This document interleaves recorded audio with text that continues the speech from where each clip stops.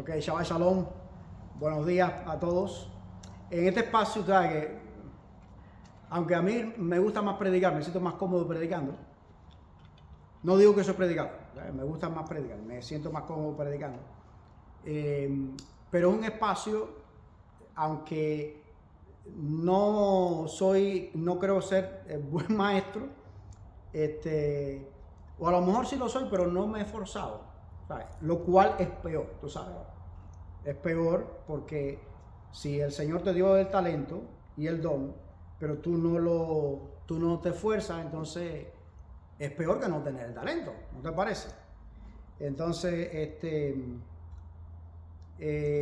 aunque a mí me gusta, me siento más cómodo predicando, sin embargo, este espacio, como la parte anglo, parece que son un poco más remolones, lo cual no es típico en los anglos, porque los hispanos y específicamente los cubanos nos caracterizamos por ser muy impuntuales y remolones. Sin embargo, en este caso y en este ambiente, pues está haciendo lo opuesto. Así que bueno, toda regla tiene su sección. Los cubanos entonces ¿sabes? Nos esforzamos por venir temprano, estamos siendo por la gracia del Señor una excepción, y la parte anglo, entonces parece que se sienten más cómodos todavía participando del segundo servicio. Aunque Bobby sí, de hecho, sabemos todos que Bobby ya está aquí siempre esperando por nosotros, ¿no? Es raro que Bobby, que cuando llegamos ahí, no sé, a las 10:25, 10:20, 10:15, que no esté ya Bobby esperándonos ahí. Ok, entonces bueno,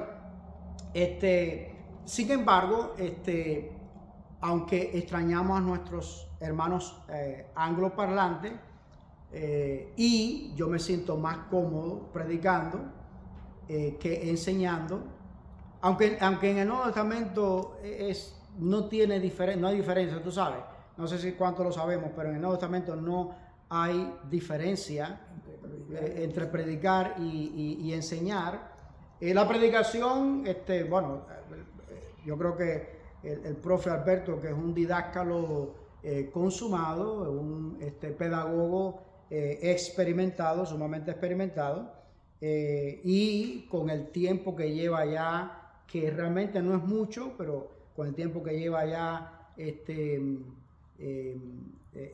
ya caminando en las filas de Jesús, se habrá dado cuenta que la predicación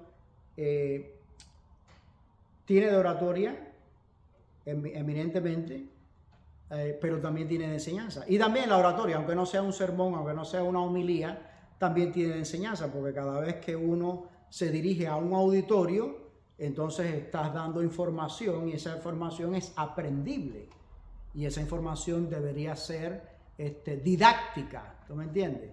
Entonces, pero lo que he querido decir más bien es que como no está la parte anglo, me puedo explayar yo soy como Pedro Luis Ferrer, como me gusta hablar español, me puedo explayar en mi lengua materna. Sí, y es tener que estar interpretando y tener que estar hablando,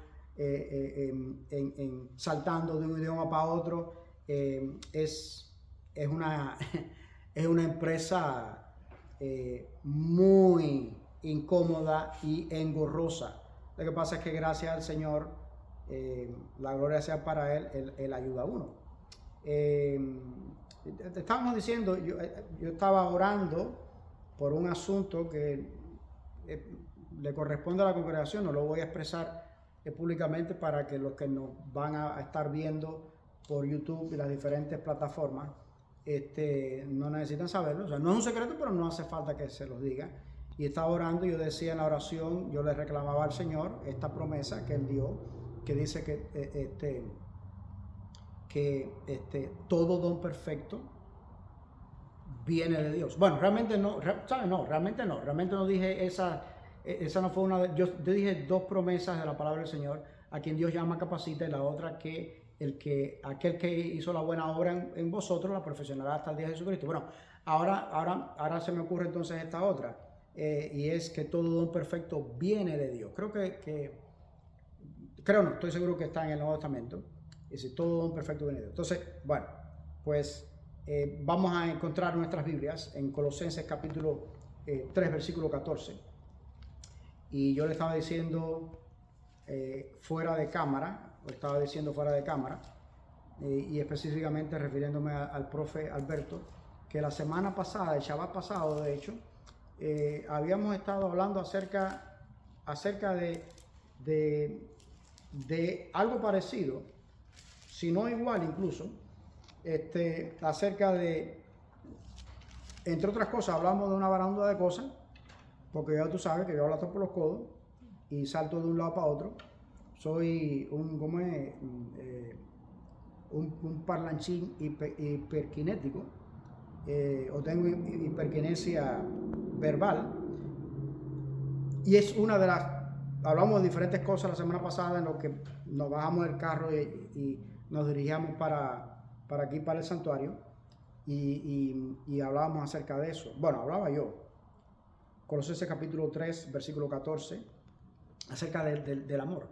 Es un versículo maravilloso de los tantos versículos del apóstol Pablo que a mí me gustan. Este es uno de mis favoritos. Dice la palabra del Señor en la pluma del apóstol Pablo,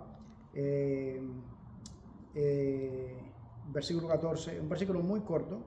Dice: y sobre todas las cosas, vestido de amor, que es el vínculo perfecto. Yo le decía al profe Alberto que tengo que disculpar, le debo una disculpa, porque el martes cuando tuvimos el estudio bíblico, que es más una tertulia que otra cosa, espero que no una tortura, no. Profe, ¿no? ¿Verdad? No, yo sé que no. Pero yo le había anunciado al profe que yo usualmente hago eso, le anuncio al profe, de que voy a predicar el Shabbat. Y yo le había dicho a él y a un colega que somos hermanos entrañables, y él es pastor en Texas. Anoche, fíjate, aún anoche, yo le dije a ese colega que iba a predicar el mismo anuncio que le hice al profe Alberto, que iba a predicar hoy de 1 Corintios capítulo 13, versículo 13 solamente. Y pues no, pues el Espíritu Santo el Espíritu del Señor creo que me ha amonestado o me ha orientado no predicar acerca de eso hoy. Así que bueno, le ofrezco una disculpa al profe Alberto y a mi entrañable hermano y colega en el ministerio allá en Texas. A ese sí, mira, profe, a ese sí le di un bosquejo de una idea de qué voy a hablar, basado en 1 Corintios capítulo 13, versículo 13. Porque a mí me parece que, como él es predicador también, pues que le pueda servir. Y que quizás no haya visto ese versículo desde esa arista del prismático, ¿entiendes? Y entonces, yo hago mucho eso. Y los chicos les digo, úsalo, no necesitas, respetar el derecho de autor. Di que es una idea tuya, no hay problema. Y entonces, lo cierto es que tiene relación, 1 Corintios 13, que también lo escribió el apóstol Pablo, con uno de los tantos temas que así como un relámpago estuvimos hablando, el profe y yo estuvimos valorando el Shabbat pasado, en lo que nos dirigimos para acá, para el santuario. Y este texto de ahora, Colosenses capítulo 3, versículo 14, dice, ¿sabes? Sobre todo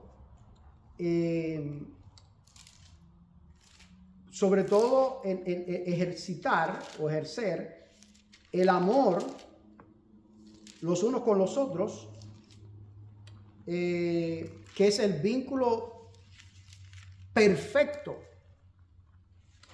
Tú sabes que es una cosa tremenda. Yo no sé, bueno, sí sé que te acuerdas, profe, porque tú tienes muy buena memoria, tienes una mente equipada, en que ahora tú te habrás dado cuenta que es el Señor que te ha estado guiando todos estos años, aunque tú antes no estabas en las filas del Evangelio, pero te puedes dar cuenta por lo que has aprendido de la palabra del Señor que eso mismo, que todo don perfecto viene de Dios, ¿ves? Aunque en el tiempo que tú no estabas en Jesús, tú no lo usabas para glorificarlo a Él, es que ni siquiera sabías que era un don de Él. Pero curioso que dice la palabra del Señor, que se refiere al amor como el vínculo perfecto. Y haciendo un paralelismo de este versículo con este otro, con el que yo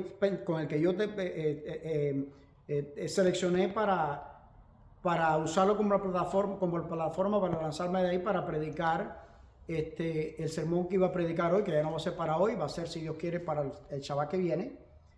1 Corintios 13, versículo 13,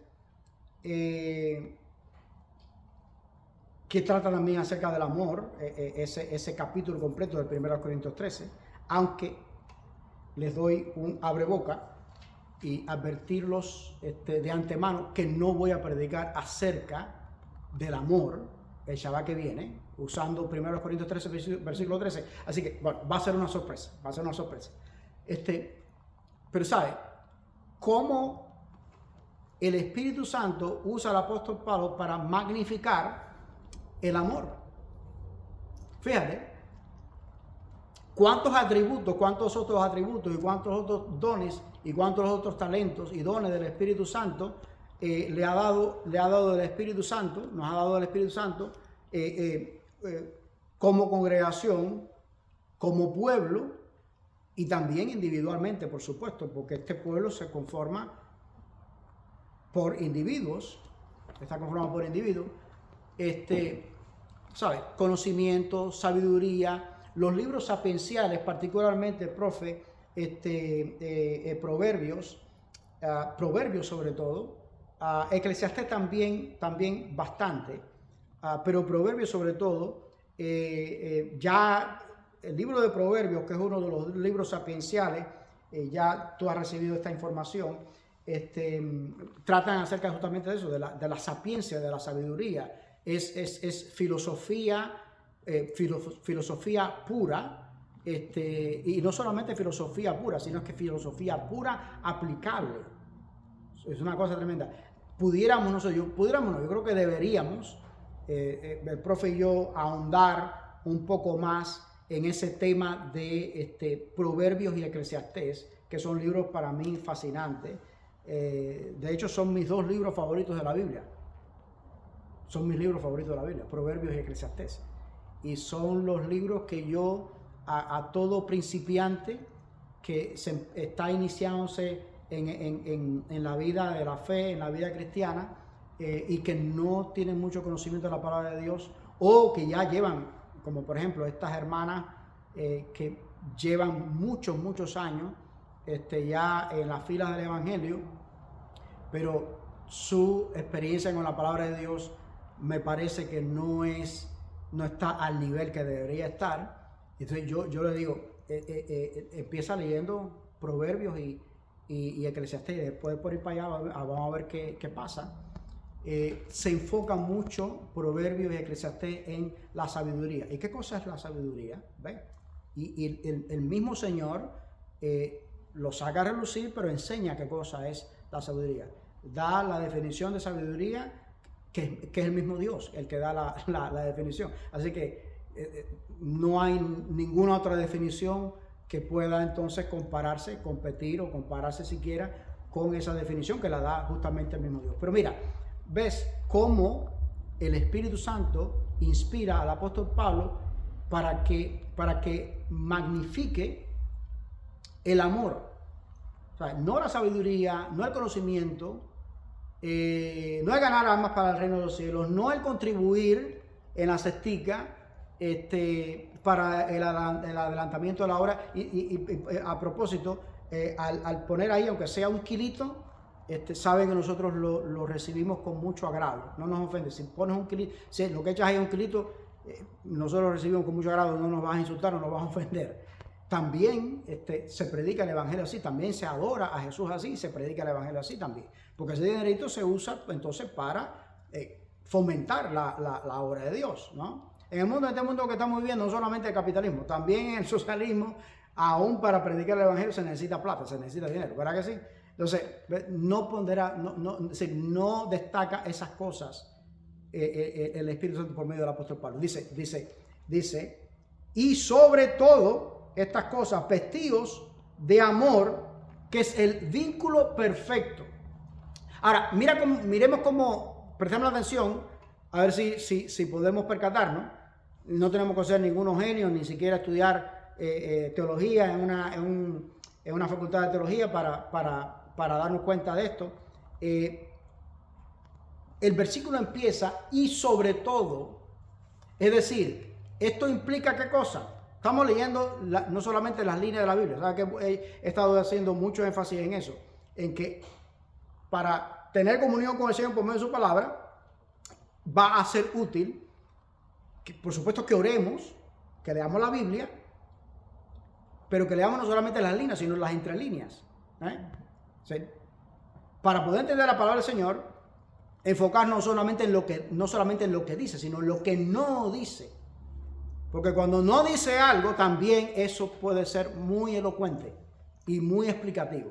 Entonces, el versículo empieza justamente así, ¿no? Empieza, y sobre todo, es decir, que cuando llega a este punto, versículo 14, en Colosenses capítulo 2, capítulo 3, versículo 14, esto nos indica que aunque no leamos el antecedente los versículos antecesores del 14, que el Espíritu Santo haya usado al apóstol Pablo para dar otras recomendaciones, otras enseñanzas. Tal cosa, tal cosa, tal cosa y tal cosa. Pero sobre todo, vístanse del amor. Vamos a ir ahí también. Pero antes de ir ahí, y a propósito de esta declaración, de cómo empieza el apóstol Pablo, este versículo con esta declaración, y sobre todo, una cosa que yo he notado, y eso yo no lo aprendí en el seminario, al menos yo no lo recuerdo, con respecto a los escritos del apóstol Pablo, de otros apóstoles también, pero sobre todo el apóstol Pablo. Pedro lo hace también, Santiago lo hace también un poquito, pero sobre todo Pablo. Ellos, yo le llamo, no sé si será ese el nombre, pero yo le llamo enseñanza ¿cómo es? Centrífuga, ¿no? Que es, me estoy metiendo en física, profe, ¿verdad? Que es, yo en mi imaginación casi infantil, y para poder explicarlo lo mejor posible, para poder hacerme entender yo y yo mismo poderlo presentar de una forma que yo mismo lo pueda explicar más cómodamente para mí, es como cuando yo iba al río a pescar camarones. Yo no estaba en Jesús cuando aquello. Nosotros no comemos camarones, pero en aquel entonces yo era niño y adolescente, niño incluso, y me iba al río a pescar camarones o viajaca, lo que fuera, y ahí mismo, en el mismo río, entonces me comía lo que pescaba ahí mismo. Cuando tiras una piedra en esa masa de agua, tú sabes, y entonces la onda expansiva, tiras una piedra al agua y está el centro, pero del centro donde cae esa será la ley de Arquímedes, ¿no? O algo así. ¿Ah? Sí, la ley de Arquímedes. Del peso específico. Exacto. Y entonces se expande, ves la onda expansiva. Y a mí como niño, si no había nada que pescar o bañarse, a mí me gustaba mucho eso, tirar piedrecitas y ver la onda expansiva y seguir la última onda hasta donde se me perdiera la vista. Yo veo las enseñanzas que el Espíritu Santo le dio al apóstol Pablo para que la plasmara en su palabra de esa manera. ¿Ves? En una onda, como una onda expansiva. Y no solamente eso, cuando tú revisas también, tendría que investigarlo, porque es todavía una opinión. No es una confirmación todavía, tendría que estudiarlo para dar confirmación después. Oye, les invito a ustedes a que lo estudien también. Y si ustedes dan primero que yo con la verdad, bueno, pues entonces me colaboran conmigo, me redarguyen, ¿no? Pero yo veo también ese tipo de método, no tanto de enseñanza, sino de acción, plan de acción misional. ¿De acuerdo? Yo te dije, creo que el sábado pasado aquí mismo, no sé si aquí o si el martes, que pasó no, el anterior, que a medida profe, que tú vayas caminando con Jesús y cogiendo tamaño de bola, tú vas a ir adquiriendo un espíritu misional. ¿Ves? ¿Te acuerdas que te dije eso? Creo que fue aquí en el santuario ya el sábado pasado. Entonces, yo veo también a lo mejor quizás no ese estilo de enseñanza de parte de Jesús mismo, pero sí el método misionero de Jesús. Es decir, cuando Él expandió el mensaje del reino, para Él expandir el mensaje del reino en su ministerio terrenal, tú lees los evangelios y muchas veces te pierdes en el espacio, ¿sabes? En el espacio en que Jesús se movió físicamente, ¿no? Necesitamos tener presente esto, y yo creo que es posiblemente, si no una de las grandes tragedias, por lo menos la raíz o una de las raíces de las grandes tragedias del cristianismo, es decir, de nosotros los cristianos. Y es esta: olvidamos con lamentable frecuencia que Jesús es aún a la fecha, y lo seguirá siendo por toda la eternidad, es 100% hombre. Sí, por supuesto, recordamos, excepto nuestros hermanos arrianos, porque yo sé que estoy usando unas palabras técnicas, estoy usando unos tecnicismos. Los arrianos es un movimiento dentro del cristianismo desde el concilio, creo que el concilio de Trento, uno de los primeros concilios de la iglesia cristiana. Ya para entonces había mucha corrupción, es decir, no solamente moral, también teológica, dentro del cristianismo.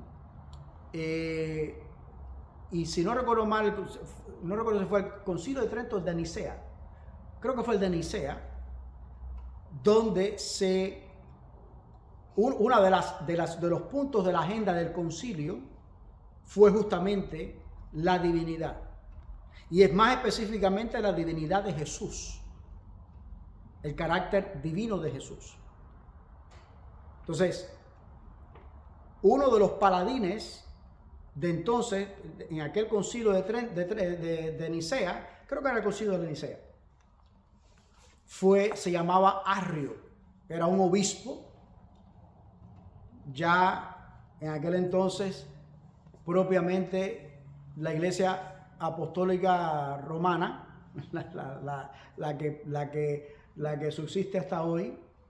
Y este obispo Arrio, él negó la divinidad de Jesús. Y es de ahí donde nuestros hermanos testigos de Jehová sacan esa enseñanza, que es una herejía. Que Jesús no es Dios, que Jesús es un ser creado. O sea, Arrio es el precursor y el artífice. Bueno, el artífice es el diablo, pero el precursor humanamente es Arrio. Entonces, ahora, cada vez de ahora en adelante, profe, que tú me oigas a referirme a arrianos, ya ahora vas a saber con más exactitud a qué me estoy refiriendo. Los arrianos son este tipo de creyentes que yo sé que quieren, su propósito es ser fieles al Señor, fieles a Dios y proclamar el mensaje de la Biblia, pero no creen que Jesús es Dios. O sea, aparte de los arrianos, la inmensa mayoría de la cristiandad tenemos presente todo el tiempo, fíjate a dónde voy con la raíz de la tragedia o una de las grandes tragedias de nosotros los cristianos, nosotros los creyentes. Excepto los arrianos, toda la cristiandad tiene siempre muy presente, muy claro,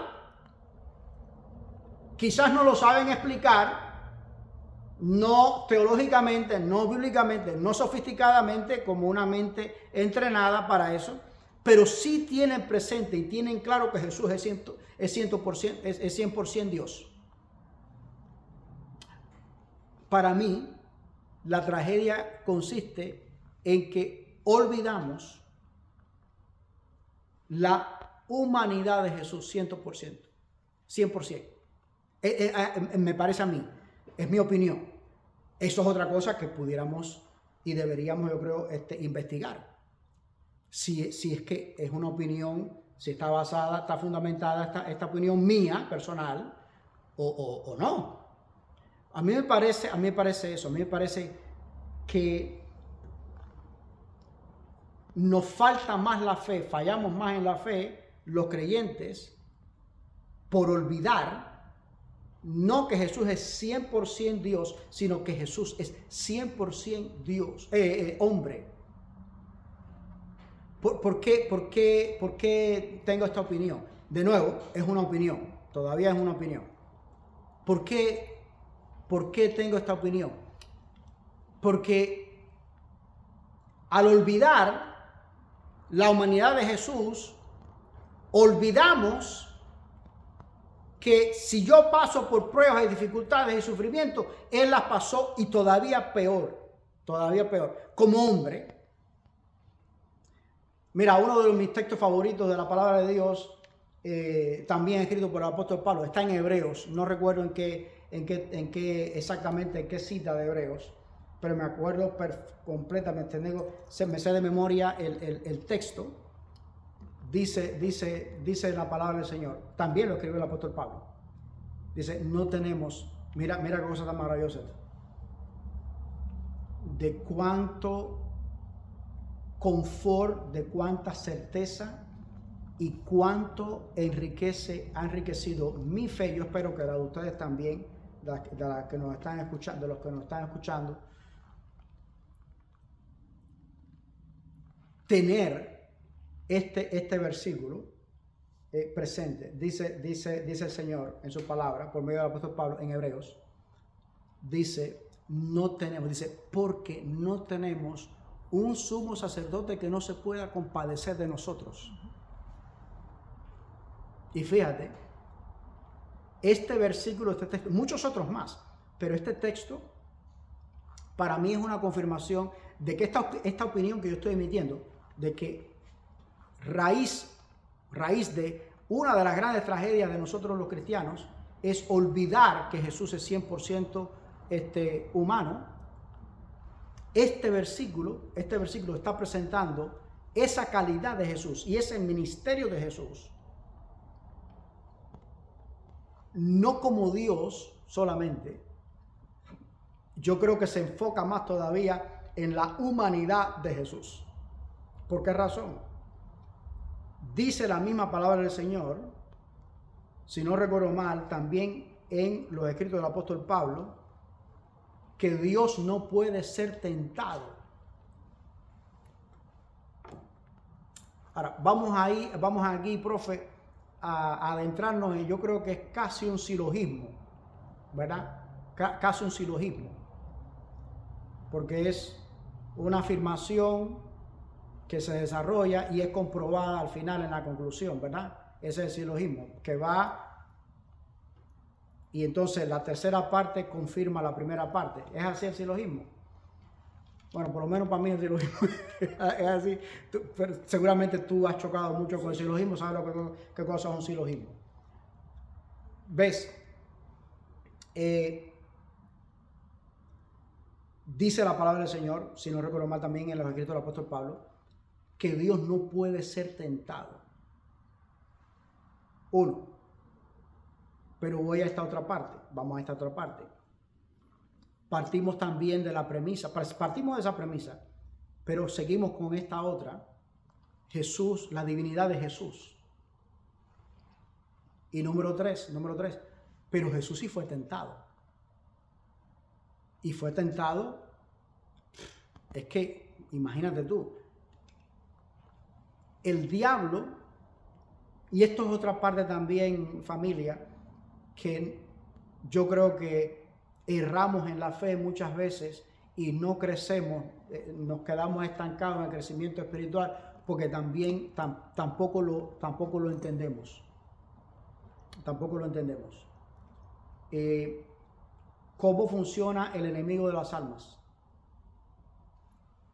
Bueno, el enemigo de las almas es un ser que por lo menos en pecado, desde la caída, data el enemigo de las almas, desde la caída solamente, más de 6,000 años.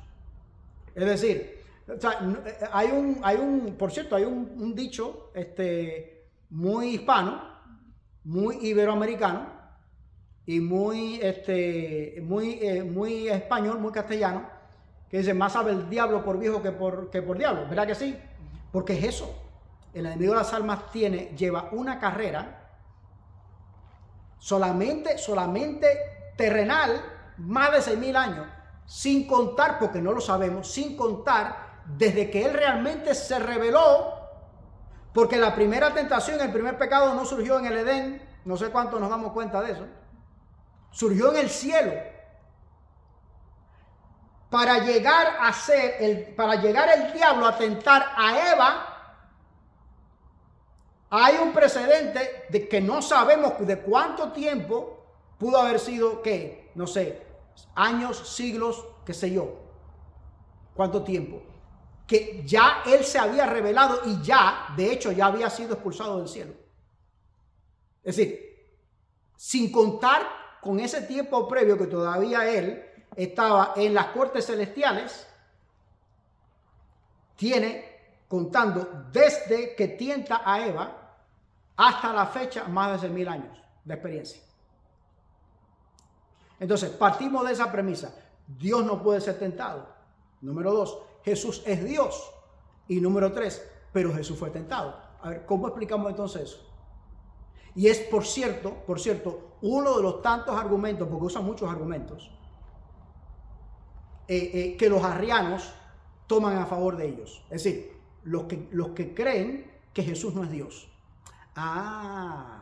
Fíjate, no entendemos muchas veces, y por eso nos estancamos espiritualmente, como el modus operandi del diablo. El modus operandi del diablo. Mira, una cosa que yo he aprendido como pecador, fíjate, no te estoy diciendo como seguidor de Jesús, estoy hablando como pecador, ¿verdad? Porque antes de yo ser seguidor de Jesús soy un pecador, todavía sigo siendo un pecador, ¿verdad? Es que el diablo no me va a tentar a mí de la misma forma que lo tienta a cada uno de ustedes y viceversa. El diablo no los va a tentar a ustedes de la misma manera que me tienta a mí. Te pongo un ejemplo. Hace 2 semanas atrás yo me sentía tan mal, estaba tan desmejorado, tan adolorido, que el diablo me tentó a suspender el culto. A ninguno de ustedes los tentaría de esa manera. A ustedes los tentaría con no venir a adorar, pero suspender el culto. Y como es darle la espalda a mi responsabilidad de predicar, de enseñar y predicar en ese día. No. ¿Por qué? Porque no es el contexto de ustedes. Es el contexto mío. Él me tentó en eso. A ustedes no lo tientan en eso. Ahora a ustedes lo tientan de otra manera. El que cría gallina, los que crían gallina, con dar una patada a una gallina que se le atraviesa cuando va a ir a alimentarla o a recoger los huevos. A mí no me tienta de esa manera. ¿Por qué? Porque yo no cuido gallinas. ¿Te das cuenta? A mí, por ejemplo, el diablo no lo atentaría con chocar a alguien o con llevarse una roja, un semáforo en rojo. ¿Por qué? No es el contexto de mí. ¿Cómo tentó a Jesús? Sí. ¿Cómo tentó a Jesús? Le dice a Jesús, haz que estas piedras se conviertan en pan. ¿Por qué? Porque el diablo sabe que no en su condición de 100% humano, pero sí en su condición de 100% Dios, él podía claudicar y decir, pues la convierto en pan. No esperes, entonces, dicho esto, no esperes, jamás creo que el diablo te vaya a tentar a ti con decirte, profe, Alberto, haz que clama a Dios, ora a Dios y para que estas piedras se conviertan en pan. No es tu contexto. No es lo que te agrada, no es lo que te gusta a ti, no es lo que te atrae. A propósito, la enseñanza más explicativa de esto que yo estoy compartiendo con ustedes ahora, de cómo funciona la tentación y ya con caer en pecado, que no es lo mismo, tentación y pecado. Tentación es invitación a pecar. Pecar es consumar el acto. Pero ojo también, ojo, porque muchas veces estamos cometiendo el pecado sin haber consumado el acto. Y a propósito, Jesús en su sermón de iniciación para su ministerio terrenal, a partir de Mateo capítulo 5, mis hermanos evangélicos y mis hermanos del resto del mundo protestante dentro del cristianismo y mis hermanos católicos, por favor, pudieran meditar en esto. ¿Por qué me refiero a nuestros hermanos? Porque el mundo cristiano, la inmensa mayoría, la gran parte del mundo cristiano dice que los 10 mandamientos no tienen vigencia. Ya, no tienen vigencia. Y en San Mateo capítulo 5, lo pueden buscar después en sus casas, familia. En San Mateo capítulo 5, no solamente Jesús echa por tierra esa pretensión, esa falsa enseñanza que, amada familia en Jesús, tú que me estás escuchando, que no formas parte del pueblo remanente de Dios del tiempo del fin, para que lo puedas investigar, Jesús echa por tierra, es una herejía. Fíjate, Jesús en el capítulo 5 de Mateo se refiere no solamente a cuando somos tentados y consumamos el pecado, aun cuando permitimos que esa tentación haga barreno en mi mente y no consumamos el pecado todavía, dice Jesús, ya lo estás cometiendo.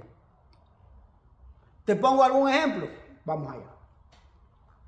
Dice Jesús, Y Jesús lo usa con esta, profe, con esta declaración recurrente, es una sentencia recurrente. A ustedes oyeron o les fue dicho. Y entonces él se explaya, entonces usa esa declaración recurrente y después entonces el mandamiento. Dice, ustedes oyeron o les fue dicho, no cometerás adulterio. A propósito de adulterio, yo ahora que me rompe el coco ahí. La mulata esta que me rompe el coco. Feliz sábado, Shabbat Shalom. Dice, mira como dice el Señor, pero si tú miras, codicias en tu corazón a esa mujer que no es tu mujer, aunque aún sin consumar el acto, ya estás cometiendo adulterio. Entonces, tentación no es pecado necesariamente.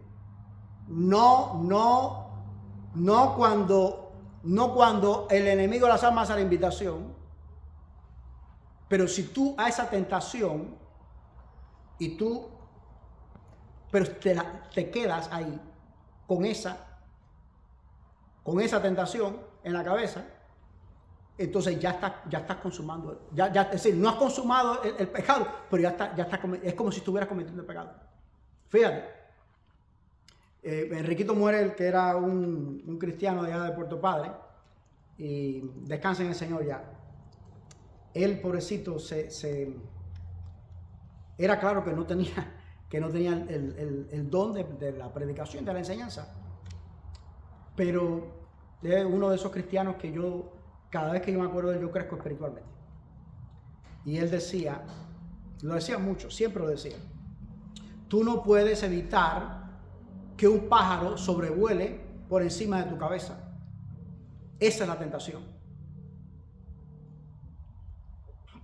No, de hecho, no deberíamos preocuparnos de que el enemigo de las almas nos ataque con tentaciones. Todo lo contrario. Todo lo contrario. Deberíamos alegrarnos. ¿Por qué razón? Porque si no nos tentara, bueno, pues no estamos bien con Jesús. ¿A quién tienta él? A que está bien con Jesús. Él trata de apartarlo del camino, de sacarlo del camino. Entonces él decía, tú no puedes evitar que un pájaro sobrevuele por encima de tu cabeza, pero sí puedes evitar que el pájaro haga nido en tu cabeza. ¿Viste la analogía? Qué sabia. Así. Ahora, Dios no puede ser tentado. Jesús es Dios, pero Jesús fue tentado. ¿Cómo explicamos eso? Bueno, Jesús fue tentado, no como 100%, no en su calidad de 100% Dios, sino en su cualidad de 100% hombre. Y este texto de Hebreos que empecé y todavía no acabo de terminarlo, se enfoca en esa cualidad de 100% de Jesús, de 100% hombre. Dice, que lo podamos guardar en nuestros corazones este texto. Yo no recuerdo dónde está, en hebreo, pero no recuerdo dónde está. Yo lo puedo buscar después. O ustedes mismos también lo pueden buscar. Dice, no tenemos un sumo sacerdote que no se pueda compadecer de nosotros. Estás tentado, estás pasando por pruebas, estás pasando por dificultades. Otra cosa, tentación y prueba tampoco es lo mismo. ¿Ok? Después no podemos abundar más eso, porque a mí me está mirando atravesado. Y pero ya sabe que me estoy robando tiempo a mí mismo. Pero bueno, en fin. No tenemos un sumo sacerdote que no se pueda compadecer de nosotros. No pueda compadecerse de nosotros. Dice, porque fue tentado, fíjate, fue tentado en todo, pero sin haber cometido pecado. Entonces, Dios no puede ser tentado, eso dice la Biblia. Número 2, otra cosa que aprendemos de la Biblia es que Jesús es Dios. Y la otra cosa es que Jesús fue tentado. Entonces, sí, fue tentado. No fue tentado como Dios, porque Dios no puede ser tentado. Y la palabra de Dios no tiene contradicciones. ¿Verdad que no tiene contradicciones? Jesús fue tentado como hombre.